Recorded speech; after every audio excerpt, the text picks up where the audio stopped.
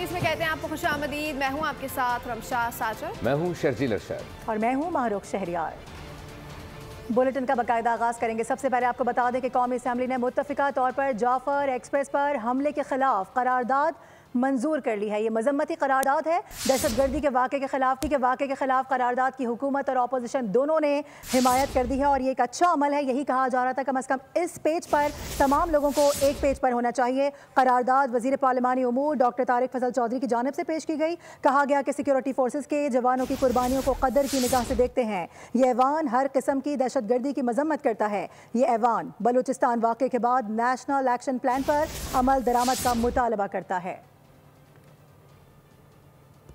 Chairman PP ने पाकिस्तान की तरक्की के लिए दहशतगर्दी का मुकम्मल खात्मा नागुज़ीर करार दे दिया। बिलावल भुट्टो का कौमी असम्बली में इजहार ख्याल। कहा मुल्क में दहशतगर्दी की आग फिर से लगी हुई है। हम कहते थे कि दहशतगर्दों की कमर तोड़ दी है। बदकिस्मती से दहशतगर्दी के खिलाफ हम तमाम कामयाबियाँ खो बैठे। जाफर एक्सप्रेस वाक़या इंतहाई अफसोसनाक हुआ है।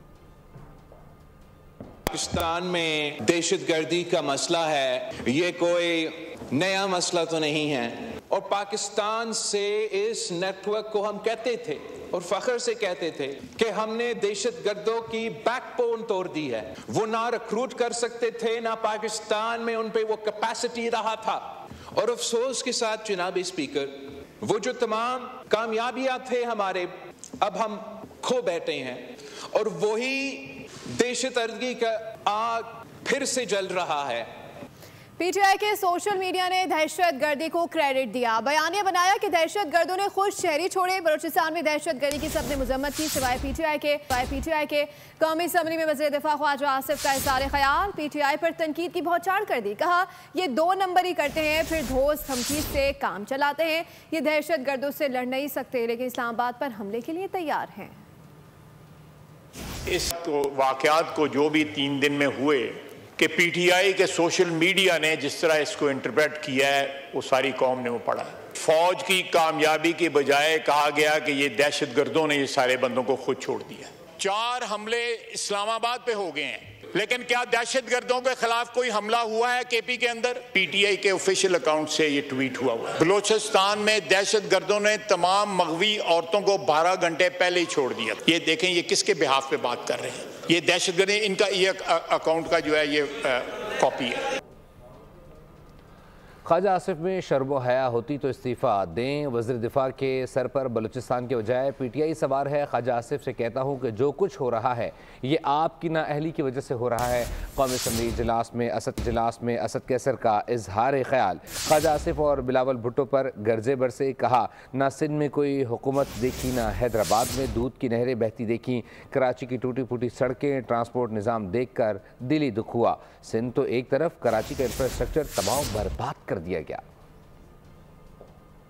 डिफेंस मिनिस्टर है, वो जिस तरह बयान कर रहा है कि सब कुछ पीटीआई की वजह से हो रहा है, ये सब कुछ तुम्हारी नाअहली की वजह से हो रहा है।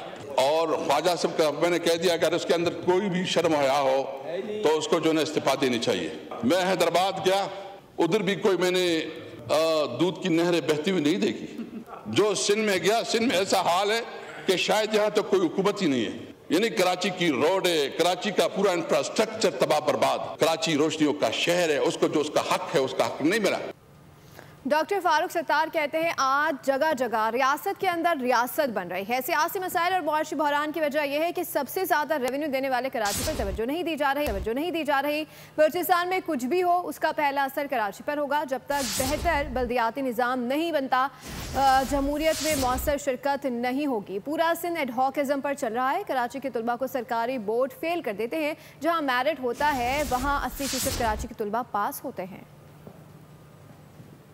पाकिस्तान को 60% से ज्यादा बराह रास्त उसके रेवेन्यू में कंट्रीब्यूट करता है, लेकिन आज किसी की तवज्जो नहीं है। बलूचिस्तान में अगर कुछ भी होता है और कुछ भी होगा, उसके बाद उसका सबसे पहला असर कराची पर होता है। हमें हर तरफ हर जगह बंद बांधने की जरूरत है। आर्टिकल 140A की सही तशरीह करके पाकिस्तान में ये नुमाइशी जमहूरियत की बजाय एक हकीकी जमहूरियत कायम की जाए और एक शमूलियती शिरकती जमहूरियत के बगैर पाकिस्तान में अदल और इंसाफ का कयाम, तामीर और तरक्की का अमल, मजबूती और इस्तेहकाम मुमकिन ही नहीं है। आज वाज़ेह तौर पर यह बात सामने आ गई है। और इस सबसे पहले क्या हुआ आपको बताते हैं। जाफर एक्सप्रेस पर दहशतगर्दों की बुज़दिलाना कार्रवाई का इबरतनाक अंजाम देखने को मिला। मौके पर मौजूद तमाम 33 दहशतगर्दों को जहन्नुम वासिल कर दिया गया। DGISPR लेफ्टिनेंट जनरल अहमद शरीफ चौधरी ने बताया कि पहले फोर्सेस के निशानाबाजों ने खुदकुश बम्बारों को हला किया, फिर मरहलावार बोगी से बोगी क्लियर की गई। वाक़े ने गेम के रूल्स तब्दील कर दिए हैं। इन दहशतगर्दों का दीन इस्लाम, पाकिस्तान और बलूचिस्तान से कोई ताल्लुक नहीं। हमले के बाद दहशतगर्दों के खिलाफ क्लियरेंस ऑपरेशन की वीडियो भी जारी कर दी गई। मुश्किल ऑपरेशन में पाक फौज की पेशा वाराना महारत दहशतगर्दों के मजमूम मकासद को धूल चटा दी। यरगमाल बनाए गए सभी मुसाफिर बहिफाजत बाजियाब। तमाम 33 दहशतगर्दों को जहन्नुम वासिल कर दिया गया। अफवाज पाकिस्तान ने सबसे पहले दहशतगर्दों को घेरा, फिर चुन चुन कर निशाना बनाया। वीडियो में देखा जा सकता है कि दहशतगर्दों ने यरगमाल मुसाफिरों को टोलियों में तकसीम कर रखा था। बाजियाब मुसाफिरों को पाक फौज के जवानों ने बहिफाजत महफूज मकाम पर मुंतकिल किया। महारत से एक भी खुदकुश बम्बार को फटने का मौका नहीं दिया। देखें तो इसमें आपको 3 ये ब्लॉक नजर आ रहे हैं शुरू में, ये काले रंग के। इन्होंने टोलियों के अंदर इन मासूम मुसाफिरों को बिठाया हुआ है और इसके दरमियान में इसके साथ जो सा है खुदकुश बम्बार बैठे हुए थे। जो हमारे SSG के जवान हैं उन्होंने पहले they took out these suicide bombers, तो ये निकले वहां से और then they spread out in the area. ये वो हॉस्टेजेस जब उन्होंने क्लियरेंस कर दी, उसको स्ट्राइक कर दिया सुसाइड बॉम्बर को जो उनके दरमियान बैठे हुए थे, तो दे टुक देम आउट, तो ये फिर वहां से भागे। DGISPR का कहना था कि ऑपरेशन से कबल दहशतगर्दों की बर्बरियत में 21 मुसाफिर और FC के 4 जवान शहीद हुए। फाइनल क्लियरेंस ऑपरेशन में तो किसी को नुकसान नहीं पहुंचा, लेकिन फाइनल क्लियरेंस से पहले वहां पर जो मुसाफिर दहशतगर्दों की बर्बरियत का शिकार हुए उनकी तादाद 21 है। इसके अलावा रेलवे पिकेट पर तैनात 3 FC जवान शहीद हुए, जबकि FC की गजाबंद स्काउट्स का एक जवान कल दौरान ऑपरेशन शहीद हुआ। लेफ्टिनेंट जनरल अहमद शरीफ ने बताया कि वाक़े ने दहशतगर्दों और इनके आकाओं को भी बेनकाब कर दिया। DGISPR का कहना था कि मासूम शहरियों पर हमला करने वालों को हर महाज पर शिकस्त देने के लिए पुरज़्म हैं। दहशतगर्दी के खिलाफ जंग जारी रहेगी। जाफर एक्सप्रेस हमले के कामयाब ऑपरेशन पर बलोच अवाम का पाक फौज को खैराज तहसीन। ट्रेन में मौजूद अफराद ने पाक फौज का शुक्रिया अदा किया। पाक फौज की बरवक्त कार्रवाई के बाद ये ऑपरेशन कामयाब हुआ। FC की बरवक्त कार्रवाई से कीमती जानों का नुकसान नहीं हुआ। FC और कमांडोज ने अपनी जान पर खेल कर हमें बचाया। अच्छी कार्रवाई की वजह से SSG कमांडोज की, जिन्होंने बरवक्त पहुंच के जो है ऑपरेशन किया और अल्हम्दुलिल्लाह बिल्कुल सक्सेसफुल ऑपरेशन था उनका। हमारे वो SSG कमांडोज आ गए, आर्मी वगैरह आ गई, तो अल्लाह का शुक्र हो, एहसान हुआ कि उनके तवज्जो से उन्होंने सारा उन्हें बैकअप भी दिया और सारे उन्होंने कंट्रोल संभाल दिया। हमारे FC के जवान पाकिस्तान आर्मी आ गए तो हमें हौसला हो गया। बर वक्त कार्रवाई FC, SSG और आर्मी की जो है ना बर वक्त कार्रवाई से हमारी जानें और सबकी जानें बच गई। पाकिस्तान आर्मी और ख़ास तौर पे SSG कमांडोज, उनकी बर वक्त कार्रवाई और उनके ख़ास तौर पे उनके जो स्नाइपर, उनकी बर वक्त कार्रवाई की वजह से अल्लाह का शुक्र है आज हम इस वक्त महफूज मकाम पे पहुँच चुके। बलूचिस्तान में जाफर एक्सप्रेस में दहशतगर्दी के पीछे भारत का हाथ है। पाकिस्तान बारहा अफगान अबूरी हुकूमत से मुतालबा करता चला आया है कि BLA जैसे दहशतगर्द ग्रुपों को अपनी सरजमीन के इस्तेमाल से रोके। पाकिस्तान ने भारतीय मकबूजा कश्मीर में अवामी एक्शन कमेटी पर पाबंदी की मजम्मत कर दी। तर्जुमान दफ्तर खारजा ने मुतालबा कर दिया है कि भारत आज़ाद कश्मीर पर बात करने के लिए बजाय मकबूजा कश्मीर के अवाम को हक़ खुद इरादियत दे। तर्जुमान शफकत अली खान ने कहा, पाकिस्तान गजा के गैर इंसानी मुहासरे की मुखालफत करता है। अक़वाम मुत्तहिदा के इंसानी हमदर्दी की बुनियाद पर काम करने वाले इदारों को रोका जाना नाकाबिले कबूल है। Unequivocally condemns Israel's blockade of humanitarian aid and halting of electricity supply to Gaza. We also condemn the continuing Israeli assault against the people of West Bank and Gaza, which has resulted in the tragic loss of innocent lives, including women and children. Israeli attempts to dismantle the operations of the humanitarian agencies, including United Nations Relief and Works Agency for Palestine Refugees in the Near East, are unacceptable. Pakistan denounces the Indian authorities' decision to declare the Awami Action Committee and Jammu and Kashmir Ittihad ul-Muslimin as unlawful association for a period of 5 years. एक और अहम मामला, Sindh assembly में दरियाए सिंध पर 6 मुतनाज़े canals के खिलाफ करारदाद पेश कर दी गई है। इजलास में वज़ीर आला सिंध और सूबाई वज़रा ने इज़हार ख्याल किया। खदशा जाहिर किया गया कि ये नहरें ज़राअत को नुकसान पहुँचा सकती हैं। सिंध का ऐवान दरिया सिंध पर मुतनाज़ बहरों की तामीर की मुखालफत कर गया। मुराद अली शाह ने करारदाद पेश कर दी। वज़ीर आला सिंध कहते हैं 6 मुतनाज़ नहरों की तामीर से ज़राअत को शदीद नुकसान पहुँचेगा और सिंध में पानी की कमी मज़ीद बढ़ जाएगी। Proposed construction of 6 new canals on Indus River and its tributaries, including the Cholistan Canal, threatens to undermine the fundamental rights of Sindh as a lower riparian and will result in significant adverse impacts on the province's water security, agriculture, environment and economy. जाम खान शोरों ने खिताब करते हुए कहा, पानी की मुनसिफाना तकसीम पर हमेशा पीपल्स पार्टी ने आवाज़ बुलंद की है और सिंध के अवाम इस मामले पर बहुत हसास हैं। सिंध के लोग बहुत हसास हैं पानी के ऊपर। पाकिस्तान पीपल्स पार्टी वाहिद जमायत है पानी की फेयर डिस्ट्रीब्यूशन के ऊपर। छोटे सूबों की नुमाइंदगी पाकिस्तान पीपल्स पार्टी ने की। निसार खोड़ो कहते हैं अब अवाम बाशऊर हैं। सिंध असेंबली में बैठे अरकान ही इनके नुमाइंदे हैं। इन नहरों से न सिर्फ सिंध बल्कि पाकिस्तान को नुकसान पहुँचेगा। दुनिया मानती है कि पानी पर पहला हक लोएस्ट राइपेरियन को है और अगर लोएस्ट राइपेरियन अगर टूट जाता है तो पाकिस्तान टूट जाता है। इंटरनेशनल लॉज के मुताबिक भी पहला हक सिंध का। सूबाई वज़रा ने खबरदार किया कि तहम्मुल का मुज़ाहरा ज़रूर करें, लेकिन ब्यामिर भाषा डैम मनसूबा दिसंबर 2030 में भी मुकम्मल नहीं होगा। ये इंकशाफ हुआ आज सेनेट की कायमा कमेटी मनसूबा बंदी के इजलास में। मेंबर वार्ड्स में मेंबर वाटर प्लानिंग कमीशन ने बताया कि मनसूबे में मज़ीद ताख़ीर हो सकती है। डैम 2035 तक मुकम्मल होगा, सिर्फ 15% ही काम हुआ है। सेनेटर इफ़नानुल्लाह ने कहा कि मुझे डैम 2035 में भी मुकम्मल होता नज़र नहीं आ रहा। सेक्रेटरी आबी वसाइल ने बताया कि भाषा डैम की फाइनेंसिंग के मसाइल हैं। मनसूबा बंदी कमीशन मौसमियाती तब्दीलियों से पानी के ज़खायर के बचाव के लिए इक़दामात कर रहे हैं। दासूपन बिजली घर मनसूबा 2027 में मुकम्मल हो जाएगा। सोशल मीडिया पर मनफी प्रोपेगेंडे के इल्ज़ामात opposition leader Omar Ayub JIT के सामने पेश हो गए। उमर आयूब से सोशल मीडिया पर पोस्ट से मुतालिक सवाल जवाब किए गए। JIT ने खैर हादसे पर अलीमा खान को कल दोबारा तलब किया है। हिदायत की है कि वो ज़ाती हैसियत में पेश हों। गुज़िश्ता रोज़ तलबी पर अलीमा खान पेश नहीं हुई थी। वाकई हुकूमत की कायम करदा JIT की सरबराही IG इस्लामाबाद कर रहे हैं। उधर सुप्रीम कोर्ट में फौजी अदालतों के केस की समाअत 7 अप्रैल तक के लिए मुलतवी कर दी गई है। आज समाअत पर जस्टिस जमाल खान मंदुखेल ने पूछा कि आर्टिकल 308 में बुनियादी हुकूक से इस्तिस्ना सिर्फ आर्म फोर्सेस तक है या इसका दायरा सिविलियंस तक बढ़ाया जा सकता है। ख्वाजा हारिस ने कहा कि इसमें सिविलियंस को भी लाया जा सकता है। मिलिट्री कोर्ट में सिविलियंस ट्रायल के खिलाफ दरखास्त। सुप्रीम कोर्ट में 7 रुकनी बेंच ने समाअत की। विदात दफा के वकील ख्वाजा हारिस ने दलाइल जारी रखे। जस्टिस हसन अजहर रिजवी ने पूछा, आपको मजीद कितना वक्त लगेगा?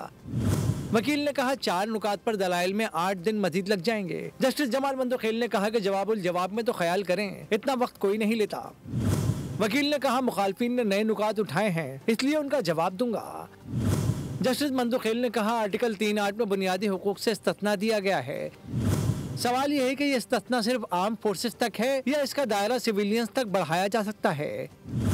ख्वाजा हारिस ने कहा इसमें सिविलियंस को भी लाया जा सकता है। जस्टिस मुसरत हिलाली ने पूछा कि क्या फौजी अदालतें आर्टिकल 175 के दमरे में आती हैं? क्या फौजी अदालत भी आम अदालत के मयार की ही अदालत होती है? वकील ने कहा मेरा अगला नुक्ता यही है, इस सवाल का जवाब दूंगा, पहले आर्टिकल 8 पर जजेस को मुतमईन कर लूँ। और ये जजेस कब मुतमईन होंगे? जस्टिस मुसरत हिलाली के रिमार्क्स पर अदालत में कहकहे लग गए। केस की मजीद समाअत 7 अप्रैल तक मुलतवी कर दी गई। वजारत दिफा के वकील ख्वाजा हारिस आइंदा समाअत पर भी जवाबुल जवाब जारी रखेंगे। आगे बढ़ें, आपको बताएं कि AVCC कराची और हब पुलिस की विंदर में मुश्तरका कार्रवाई रिपोर्ट हुई है। मुग़वी को बहिफाजत बाजियाब करवाते हुए 3 मुल्जिमान गिरफ्तार कर लिए गए हैं। पुलिस के मुताबिक मुल्जिमान ने मुग़वी की बाजियाबी के लिए 6 करोड़ रुपए तावान तलब किया था। CVU पर AD फाउंडेशन की गाड़ी चोरी की कोशिश आवाम ने नाकाम बना दी है। आपको अपडेट कर रहे हैं इस हवाले से। बता दें कि यह अहम कार्रवाई की गई है। AVCC कराची और हब पुलिस की जानिब से मुश्तरका कार्रवाई की गई है। विंदर में ये मुश्तरका कार्रवाई रिपोर्ट हुई है। कराची AVCC और हब पुलिस की हब के इलाके विंदर में मुश्तरका कार्रवाई। अगवा बराए तावान में मुलव्विस 3 मुल्जिमान को गिरफ्तार कर लिया गया। मगवी आबिदुल्ला को बहिफाजत बाजियाब करा लिया गया। आबिदुल्ला को 5 मार्च को पंगोपीर से अगवा किया गया था और रिहाई के लिए 6 करोड़ रुपए तावान का मुतालबा किया गया था। SSP AVCC अनिल हैदर के मुताबिक पुलिस ने वफाकी हसास इदारों और CPLC के हमरा मुश्तरका कार्रवाई करके मगवी को बहिफाजत बाजियाब करवा लिया। मुल्जिमान से मजीद तफ्तीश जारी है। अहम इंकशाफात मुतवक्के हैं। रात गए शाह लतीफ टाउन ठंडी सड़क के करीब मुबैना पुलिस मुकाबला। 1 जख्मी समेत 2 मुल्जिमान को गिरफ्तार कर लिया गया, जबकि 1 मुल्जिम फरार हो गया। सीव्यू पर एजी फाउंडेशन की गाड़ी चोरी की कोशिश अवाम ने नाकाम बना दी। ड्राइवर की गैर मौजूदगी में मुल्जिम ने गाड़ी चोरी की। ड्राइवर के शोर मचाने पर अवाम ने एम्बुलेंस को रोकने की कोशिश की। मुल्जिम से एम्बुलेंस बेकाबू होकर बिजली के पोल से टकरा गई। अवाम ने मुल्जिम को पकड़कर पुलिस के हवाले कर दिया। तो दूसरी जानिब कराची में बाइक चोरों का पुलिस को चैलेंज। रवा साल 2 माह में 6000 से ज़ायद मोटरसाइकिलें चोरी की गईं। ज़िला मलिर शाह लतीफ़ थाने के हदूद से एक और बाइक चोरी की CCTV फुटेज मंजर आम पर आ गई है। 3 मुल्जिमान स्टार्ट के बगैर बाइक लेकर फरार हो गए। शहरी की जानिब से मुल्जिमान की निशानदही किए जाने के बावजूद ताहाल पुलिस कार्रवाई अमल में ना ला सकी। और नाज़रीन, रमज़ान का पहला अशरा गुजरते ही गर्मी में इजाफा होता चला जा रहा है। शहरियों के लिए दूसरा अशरा कैसा रहेगा और आने वाले अशरे में गर्मी की क्या सूरत हाल होगी, जानते हैं नुमाइंदा बोल न्यूज़ मरियम हसन से।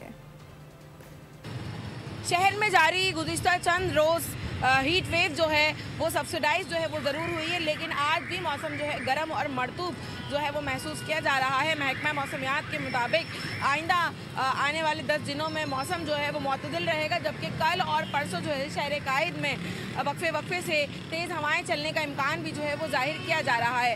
रमज़ानुल मुबारक का दूसरा अशरा शुरू हो चुका है। दूसरा अशरा जो है उसमें गर्मी जो है पहले अशरे की निस्बत कदरे कम महसूस की जाएगी। अलबत्ता जो आखिरी अशरा है उस अशरे के अंदर जो है गर्मी ज़्यादा महसूस की जाएगी, क्योंकि मार्च का एंड शुरू हो जाएगा और अप्रैल का महीना जो है वो उमूमन गर्म ही होता है। तो महकमा मौसमियात के मुताबिक जो ईद होगी कराची के वासी जो हैं वो गर्म मौसम में ही गुजार सकेंगे। महकमा मौसमियात के मुताबिक कल और परसों शहर कायद में वक्फे से तेज़ हवाएं चलेंगी। अलबत्ता 2 दिन के बाद जो है शहर कायद में एक बार फिर से मौसम जो है गर्म और मरतूब महसूस किया जाएगा। याद रहे कि आइंदा आने वाले 8 से 10 दिन तक शहर कायद में बारिश का कोई इम्कान मौजूद नहीं है। बहुत शुक्रिया आपका। रमज़ानुल मुबारक में भी आवाम रिलीफ से महरूम है। अशियाए खुरनोश की बढ़ती कीमतों ने लोगों को दिन में तारे दिखा दिए हैं। चीनी, घी, तेल, दालें और गोश्त भी महंगे दामों फरोख्त हो रहा है। फल भी कुव्वत खरीद से बाहर हैं। रमजान में महंगाई का जिन बेकाबू, गरीब तो परेशान, मुतवस्सित तबके के लिए भी सैर अफ्तार का इंतजाम चैलेंज बन गया। चीनी की कीमत एक बार फिर आसमान पर पहुंच गई। बेसन 340 रुपए किलो पर आ गया। फी दर्जन अंडे 50 रुपए इजाफे से 290 रुपए में फरोख्त। मुर्गी का गोश्त सरकारी कीमत से 100 रुपए महंगा हो गया। फलों की कीमतें भी दुगनी हो गयीं। केले 300 रुपए दर्जन, सेब 400 और खरबूजा 150 रुपए किलो में बिकने लगा। कीनू 500 रुपए दर्जन और अमरूद 300 किलो में फरोख्त हो रहा है। दुकानदारों की मनमानियों पर इंतजामिया खामोश, शहरियों को गिरा फिरोशों के रहमो करम पर छोड़ दिया गया। शहरियों ने हुकूमत से फौरी रिलीफ का मुतालबा किया है। और फिर बताएं कि नैब सिंध ने बहरिया टाउन कराची के खिलाफ एक्शन ले लिया। बहरिया टाउन के असासे मुंजमद कर दी गए। DG नैब सिंध की जानिब से जारी लेटर में कहा गया है कि तहकीकात से पता चला है कि मलिक रियाज, अहमद अली रियाज, जबकि जैन मलिक, शाहिद कुरैशी, फैसल कुरैशी, मोहम्मद अवैस, वसीम रिफत और वकास रिफत बदउनवानी में मुलव्विस पाए गए हैं। साथ ही साथ इन अफराद ने गैर कानूनी तौर पर ज़िला मलिर की 16,896 एकड़ से ज़ायद ज़मीन पर कब्जा किया। लिहाजा 26 फरवरी से जारी अहकामात के तहत बहरिया टाउन के अकाउंट्स फ्रीज किए जा रहे हैं। और इसी के साथ 3 बजे के बुलेटिन से फिर वक्त इतना ही। मज़ीद खबरों और अपडेट्स के लिए विजिट कीजिए हमारी वेबसाइट bolnews.com और देखते रहिए बोल।